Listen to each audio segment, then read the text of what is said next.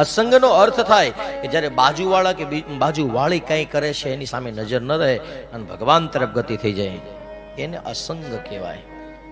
ટોળાઓમાં બેઠા બેઠા ભગવાનની માળા થઈ જાય. નરસિંહ મહેતા કંઈ જુનાગઢ છોડીને ક્યાંય ગયા નહોતા. એ પોતાના ઘરમાં ભજન કરી લેતા. એની પત્ની હતી, એને બાળકો હતા. એના બાળકોએ કોઈ દી તોફાન નહીં કર્યું હોય. એની પત્નીએ કોઈ દી એનું લોહી નહીં પીવેલું. લોહી તો શું કહેવાય, ખીજાણી નહીં હોય. એની પત્ની ક્યારે નહીં ટોન માર્યા હોય, એ માર્યા હશે, બધું થયું હશે. એ સમયમાં એના પાડોશી હતા. આપણા પાડોશી તો બધા હારા છે.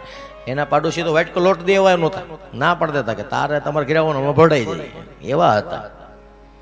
તો એની બધી અવ્યવસ્થા હતી, પ્રતિકૂળતા એના જીવનમાં હતી. પણ પ્રતિકૂળતાની વચ્ચે એને જે કરવાનું હતું એ એને છોડ્યું નહીં. રાધે ગોવિંદ રાધે ગોવિંદ રાધે ગોવિંદ રેટા કર્યા.